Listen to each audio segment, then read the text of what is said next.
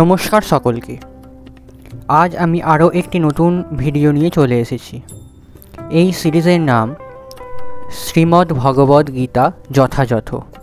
প্রতি শনিবার একটি করে ভিডিও আসবে। এই সিরিজে আমি আপনাদের বলবো শ্রীমদ্ ভগবদ্ গীতার প্রত্যেকটি শ্লোক এবং তার বাংলা অর্থ ও তর্জমা। শ্রীমদ্ ভগবদ্ গীতার তৃতীয় অধ্যায় সাংখ্যযোগের শ্লোক নাম্বার 19 ও 20। শ্লোক নাম্বার 19। জয়েনং বেত্বহন্তারং ইয়শ্চৈনং মান্যতে হতম উভয়ো তো ন বিজানিতো নয়ং হন্তি ন হন্যতে।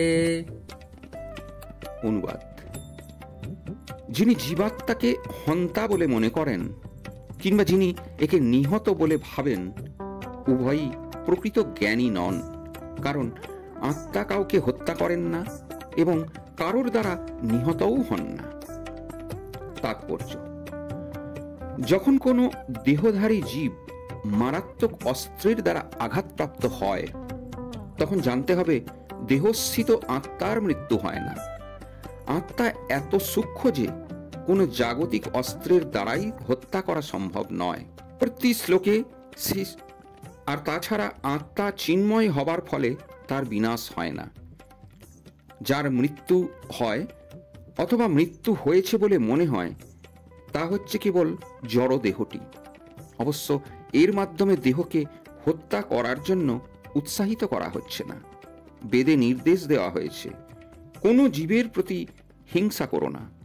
আবার আত্মা নিহত হয় না। এই বিচারের মাধ্যমে পশু হত্যাকেও উৎসাহিত করা হচ্ছে না। বিনা কারণে অন্যায়ভাবে কারোর দেহ হত্যা করা অত্যন্ত গর্হিত এবং রাষ্ট্রের আইন অনুসারে ও ভগবানের বিধানেও তা শাস্তিযোগ্য। ভগবান অবশ্য অর্জুনকে ধর্মের কারণেই হত্যাকার্যে নিযুক্ত করেছিলেন, হঠকারিতার বশবর্তী হয়ে নয়। শ্লোক নাম্বার 20। না জায়তে ম্রিয়তে বা কদাচিৎ নাহং ভূত্বা ভবিতা ন ভূয়ঃ আজনিত্বা শাশ্বতোহয়ং পুরাণো না হন্যতে হন্যমানে শরীরে। অনুবাদ: আত্মার কখনো জন্ম হয় না বা মৃত্যু হয় না। আত্মার কদাচিৎ উৎপত্তি হয়নি, হচ্ছে না, আর হবেও না। আত্মা জন্মরহিত, শাশ্বত, নিত্য এবং পুরাতন হলেও চিরনবীন। শরীর নষ্ট হলেও আত্মা কখনো বিনষ্ট হয় না। তাৎপর্য: জড়দেহে 6 রকমের পরিবর্তন হয়।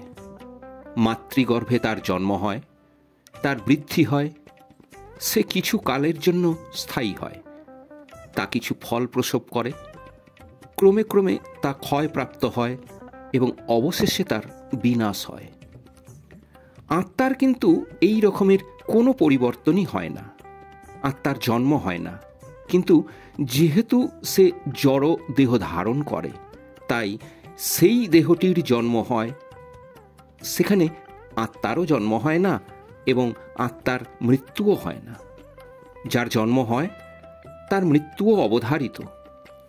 আর যেহেতু আত্মার কখনো জন্ম হয় না, তাই তার অতীত, বর্তমান অথবা ভবিষ্যৎ বলে কিছু নেই।